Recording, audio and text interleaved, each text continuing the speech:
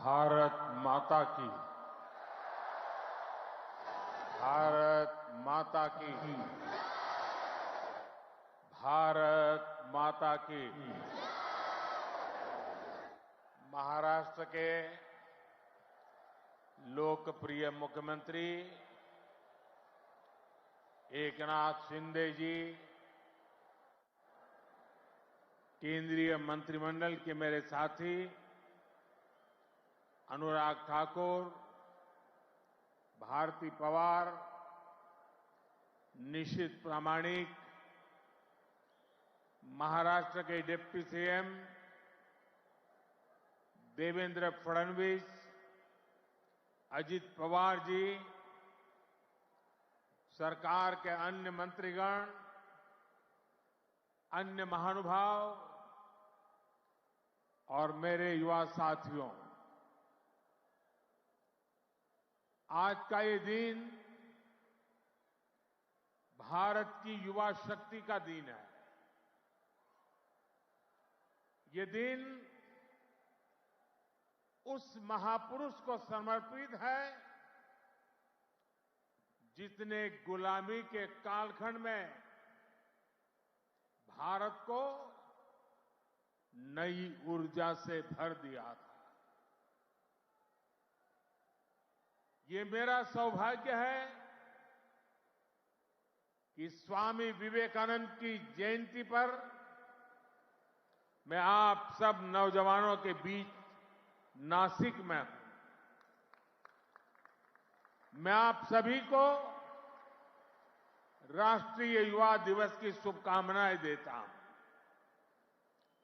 आज ही भारत की नारी शक्ति की प्रतीक राजमाता जिजाऊ मां साहब की भी जन्म जयंती है। राजमाता जिजाऊ मांसाहेब यांच्या जयंती दिनी त्यांना वंदन करण्यासाठी मला महाराष्ट्राच्या वीरभूमीत येण्याची संधी मिळाली, याचा मला अतिशय आनंद आहे। मी त्यांना कोटी कोटी वंदन करतो। साथियों, ये केवल एक संयोग नहीं है कि भारत की अनेक महान विभूतियों का संबंध महाराष्ट्र की धरती से रहा है। ये इस पुण्य भूमि का, इस वीर भूमि का और इस तपोभूमि का प्रभाव है। इस धरती पर राजमाता जिजाऊ मां साहब जैसी मातृशक्ति ने छत्रपति शिवाजी महाराज जैसे महानायक को गढ़ा। इसी धरती ने देवी अहल्याबाई होलकर, रमाबाई अंबेडकर जैसी महान नारियां हमें दी।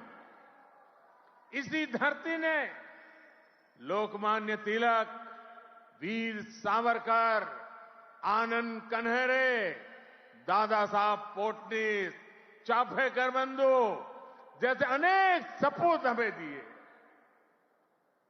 नासिक पंचवटी की इस भूमि में प्रभु श्री राम ने काफी समय बिताया था। मैं आज इस भूमि को भी नमन करता हूं, श्रद्धापूर्वक प्रणाम करता हूं। मैंने आह्वान किया था कि जनवरी तक हम सभी 22 जनवरी तक हम सभी देश के तीर्थ स्थानों की, मंदिरों की साफ सफाई करें, स्वच्छता का अभियान चलाएं। आज मुझे कालाराम मंदिर में दर्शन करने का, मंदिर परिसर में सफाई करने का सौभाग्य मिला है। मैं देशवासियों से फिर अपना आग्रह दोहराऊंगा कि राम मंदिर में प्राण प्रतिष्ठा के पावन अवसर के निमित्त देश के सभी मंदिरों में, सभी तीर्थ क्षेत्रों में स्वच्छता अभियान चलाएं, अपना श्रमदान करें।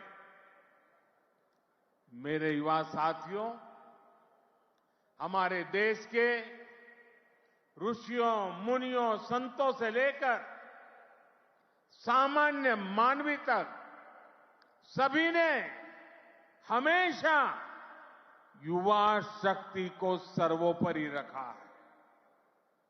श्री अरविंद तो कहते थे कि अगर भारत को अपने लक्ष्य पूरे करने हैं तो भारत के युवाओं को एक स्वतंत्र सोच के साथ आगे बढ़ना होगा। स्वामी विवेकानंद जी भी कहते थे, भारत की उम्मीदें भारत के युवाओं के चरित्र, उनकी प्रतिबद्धता पर टिकी है, उनकी बौद्धिकता पर टिकी है। श्री अरबिंदो स्वामी विवेकानंद का ये मार्गदर्शन आज 2024 में भारत के युवा के लिए बहुत बड़ी प्रेरणा है। आज भारत दुनिया की टॉप 5 इकोनॉमी में आया है।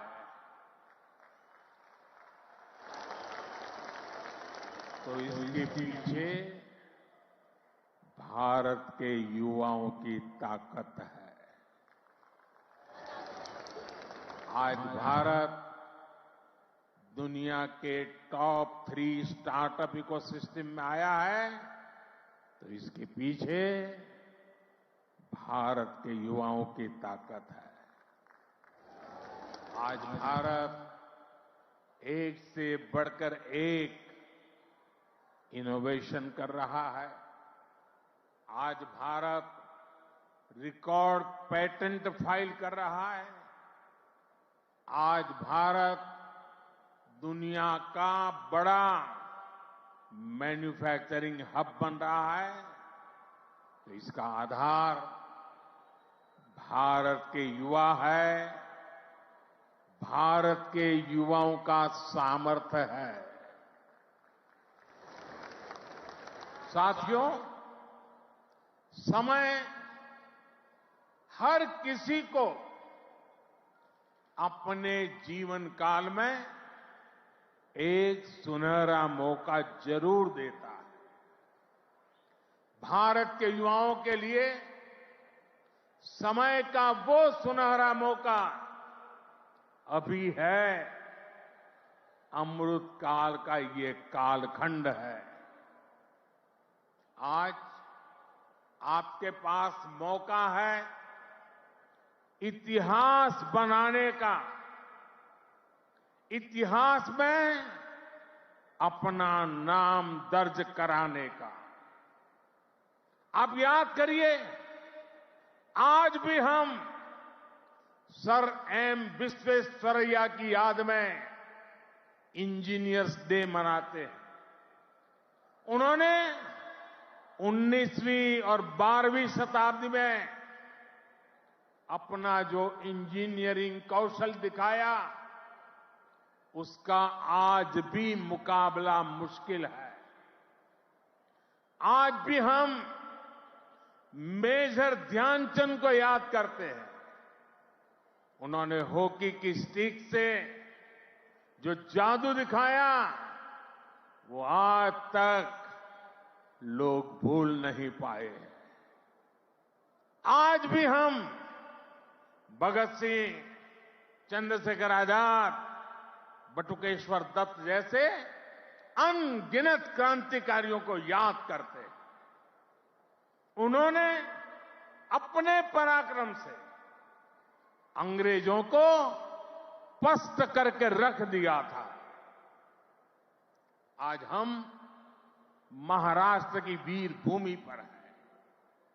आज भी हम सभी महात्मा फुले, सावित्रीबाई फुले को इसलिए याद कर रहे हैं क्योंकि उन्होंने शिक्षा को सामाजिक सशक्तिकरण का एक माध्यम बनाया। आजादी के पहले के कालखंड में ऐसे सभी महान व्यक्तित्वों ने देश के लिए काम किया। वो जिए तो देश के लिए, वो जूझे तो देश के लिए, उन्होंने सपने संजोए तो देश के लिए, उन्होंने संकल्प किए तो देश के लिए, और उन्होंने देश को नई दिशा दिखाई। अब अमृत काल के इस कालखंड में आज वो दायित्व आप सभी मेरे युवा साथियों के कंधों पर है। अब आपको अमृत काल में भारत को एक नई ऊंचाई पर ले जाना। आप ऐसा काम करिए कि अगली शताब्दी में उस वक्त की पीढ़ी आपको याद करे, आपके पराक्रम को याद करे। आप अपने नाम को भारत और पूरी दुनिया में, दुनिया के इतिहास में स्वर्ण अक्षरों में लिख सकते हैं। इसलिए मैं आपको 21वीं सदी के भारत की सबसे सौभाग्यशाली पीढ़ी मानता हूं। मैं जानता हूं आप ये कर सकते हैं। भारत के युवा ये लक्ष्य हासिल कर सकते हैं। मेरा सबसे ज्यादा भरोसा आप सभी पर है, भारत के युवाओं पर है। मैं मेरा युवा भारत संगठन से जिस तेजी के साथ देश के कोने कोने में युवा जुड़ रहे हैं, उससे भी बहुत उत्साहित हूं। मेरा युवा भारत, माय भारत संगठन की स्थापना के बाद ये पहला युवा दिवस है। अभी संगठन को बने 75 दिन भी पूरे नहीं हुए हैं और 1 करोड़ 10 लाख के आसपास युवा इसमें अपना नाम रजिस्टर करा चुके हैं। मुझे विश्वास है आपका सामर्थ्य, आपका सेवा भाव देश को, समाज को नई ऊंचाई पर ले जाएगा। आपका प्रयास, आपका परिश्रम युवा भारत की शक्ति का पूरी दुनिया में परचम लहराएगा। मैं माय भारत संगठन में रजिस्टर कराने वाले सभी युवाओं का आज विशेष अभिनंदन करता हूं। और मैं देख रहा हूं माय भारत में रजिस्ट्रेशन में हमारे युवा और हमारी युवतियां दोनों के बीच में कंपटीशन चलती है, कौन ज्यादा रजिस्ट्री करवाए। कभी युवक आगे निकल जाते हैं, कभी युवतियां आगे निकल जाती हैं। बड़ी जोरों की स्पर्धा चल रही है।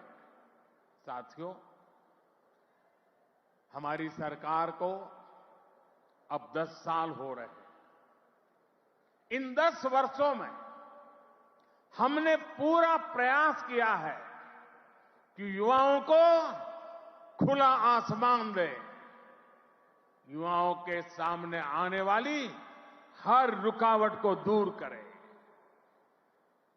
आज चाहे शिक्षा हो, रोजगार हो, एंटरप्रेन्योरशिप या इमर्जिंग सेक्टर्स हो, स्टार्टअप्स हो, स्किल्स या स्पोर्ट्स हो, देश के युवाओं को सपोर्ट करने के लिए हर क्षेत्र में एक आधुनिक डायनेमिक इकोसिस्टम तैयार हो रहा है। आपको 21वीं सदी की आधुनिक शिक्षा देने के लिए नई राष्ट्रीय शिक्षा नीति लागू की गई है। युवाओं के लिए अब देश में आधुनिक स्किलिंग इकोसिस्टम भी तैयार हो रहा है। हाथ के हुनर से कमाल करने वाले नौजवानों की मदद के लिए पीएम विश्वकर्मा योजना शुरू की गई है। पीएम कौशल विकास योजना की मदद से करोड़ों युवाओं को स्किल से जोड़ा गया है। देश में नए आईआईटी, नए एनआईटी लगातार खुलते जा रहे हैं। आज पूरी दुनिया भारत को एक स्किल्ड फोर्स के रूप में देख रही है।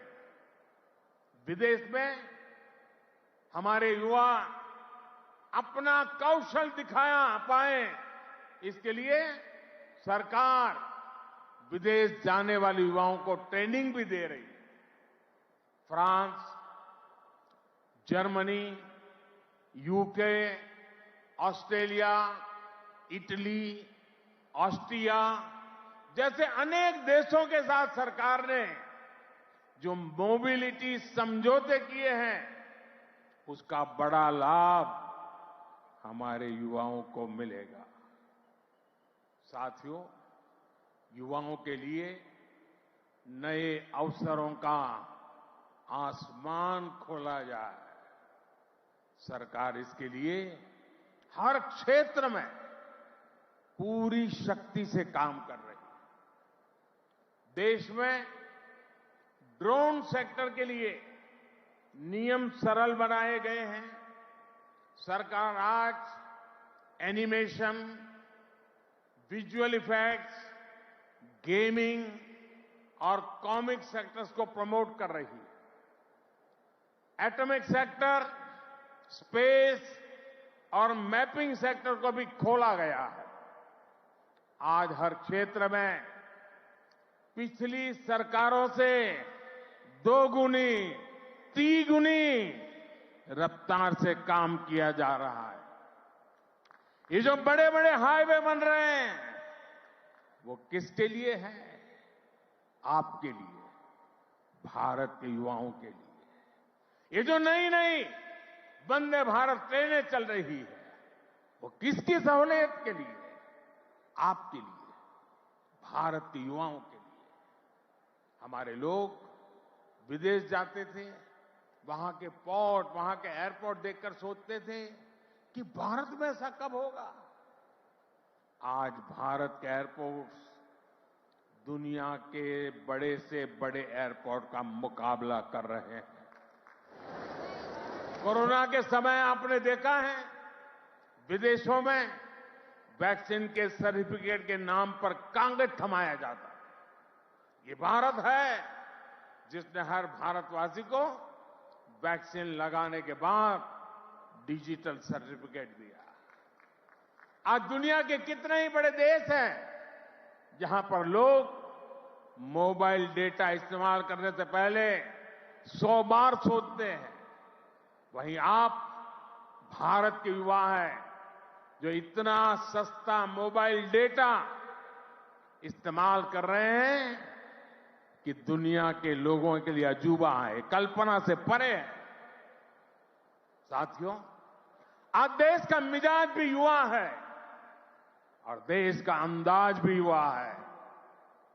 और जो युवा होता है वो पीछे नहीं छोड़ता, पीछे नहीं चलता, वो स्वयं लीड करता है। इसलिए आज टेक्नोलॉजी की फील्ड में भी भारत फ्रंट से लीड कर रहा है। चंद्रयान और आदित्य L1 उसकी सफलता हमारी आंखों के सामने है। Made in India INS Vikrant जब समंदर की लहरों से टकराता है तो हम सभी का सीना चौड़ा हो जाता है। जब लाल किले से मेड इन इंडिया तोप गरजती है तो देश में एक नई चेतना जग जाती है। जब भारत में बना फाइटर प्लेन तेजस आसमान की ऊंचाई नापता है तो हम गर्व से भर जाते हैं। आज भारत में बड़े बड़े मॉल से लेकर छोटी छोटी दुकान तक हर तरफ UPI का इस्तेमाल हो रहा है और दुनिया हैरान है। अमृतकाल का आरंभ गौरव से भरा हुआ है। अब आप युवाओं को इस अमृतकाल में इससे भी आगे लेकर जाना है, विकसित राष्ट्र बनाना है। साथियों, आपके लिए ये समय सपनों को विस्तार देने का समय है। अब हमें केवल समस्याओं के समाधान नहीं खोजने हैं, हमें केवल चुनौतियों पर विजय नहीं पानी है, हमें खुद अपने लिए नए चैलेंजेस तय करने होंगे। हमने 5 ट्रिलियन इकोनॉमी का लक्ष्य सामने रखा है। हमें दुनिया की तीसरी सबसे बड़ी अर्थव्यवस्था बनना है। हमें आत्मनिर्भर भारत अभियान के सपने को सिद्धि देनी है। हमें सर्विसेज और IT सेक्टर की तरह भारत को विश्व का मैन्युफैक्चरिंग हब भी बनाना है। इन आकांक्षाओं के साथ साथ भविष्य के प्रति हमारी जिम्मेदारियां भी है। जलवायु परिवर्तन की चुनौती हो, प्राकृतिक खेती को बढ़ावा देना हो, हमें लक्ष्य बनाकर तय समय में इन्हें प्राप्त करना है। साथियों, अमृतकाल की आज की युवा पीढ़ी पर मेरे विश्वास की एक और वजह है और वो खास वजह है। इस कालखंड में देश में वो युवा पीढ़ी तैयार हो रही है जो गुलामी के दबाव और प्रभाव से पूरी तरह मुक्त है। इस पीढ़ी का युवा खुलकर कह रहा है, विकास भी और विरासत भी। ये लोग आयुर्वेद तो हमारे देश में योग हो या आयुर्वेद हो, हमेशा भारत के लिए एक पहचान के रूप में रहा है। लेकिन आजादी के बाद इन्हें ऐसे ही भुला दिया गया। आज दुनिया इन्हें स्वीकार कर रही है। आज भारत का युवा योग आयुर्वेद का ब्रांड एम्बेसडर बन रहा है। साथियों, आप अपने दादा दादी, अपने नाना नानी से पूछिएगा, वो आपको बताएंगे कि उनके दौर में रसोई में बाजरे की रोटी, कोदो, कुटकी, रागी, ज्वार यही तो हुआ करता था। लेकिन गुलामी की मानसिकता में इस अन्न को गरीबी के साथ जोड़ दिया गया, इन्हें रसोई से बाहर कर दिया गया। आज यही अन्न मिलेट्स के रूप में, सुपर फूड के रूप में वापस रसोई में पहुंच रहे हैं। सरकार ने इन मिलेट्स को, मोटे अनाज को श्री अन्न की नई पहचान दी है। अब आपको इन श्री अन्न का ब्रांड एम्बेसडर बनना है। श्री अन्न से आपकी सेहत भी सुधरेगी और देश के छोटे किसानों का भी भला होगा। साथियों, आखिर में एक बात राजनीति के माध्यम से देश की सेवा की भी करूंगा। मैं जब भी ग्लोबल लीडर्स या इनोवेटर से मिलता हूं तो उनमें मुझे एक अद्भुत आशा दिखती है। इस आशा की, इस आकांक्षा की एक वजह है डेमोक्रेसी, लोकतंत्र। भारत मदर ऑफ डेमोक्रेसी है, लोकतंत्र की जननी है। लोकतंत्र में युवाओं की भागीदारी जितनी अधिक होगी, राष्ट्र का भविष्य उतना ही बेहतर होगा। इस भागीदारी के कई तरीके हैं। अगर आप सक्रिय राजनीति में आते हैं तो आप परिवारवाद की राजनीति के प्रभाव को उतना ही कम करेंगे। आप जानते हैं कि परिवारवाद की राजनीति ने देश का कितना नुकसान किया है। लोकतंत्र में भागीदारी का एक और महत्वपूर्ण तरीका है कि आप अपनी राय वोट के जरिए जाहिर करें। आप में से बहुत से लोग ऐसे होंगे जो इस बार जीवन में पहली बार वोट डालेंगे। फर्स्ट टाइम वोटर्स हमारे लोकतंत्र में नई ऊर्जा और शक्ति ला सकते हैं। इसलिए वोट करने के लिए आपका नाम लिस्ट में आए, इसके लिए जल्दी से जल्दी सारी प्रक्रिया पूरी कर लीजिए। आपके पॉलिटिकल व्यूज से ज्यादा जरूरी है कि आप देश के भविष्य के लिए अपना वोट डालते हैं, अपनी भागीदारी कराते हैं। साथियों, अगले 25 वर्षों का ये अमृत काल आपके लिए कर्तव्य काल भी है। जब आप अपने कर्तव्यों को सर्वोपरि रखेंगे तो समाज भी आगे बढ़ेगा, देश भी आगे बढ़ेगा। इसलिए आपको कुछ सूत्र याद रखने होंगे। जितना हो सके आप लोकल को, स्थानीय प्रोडक्ट को प्रमोट करिए।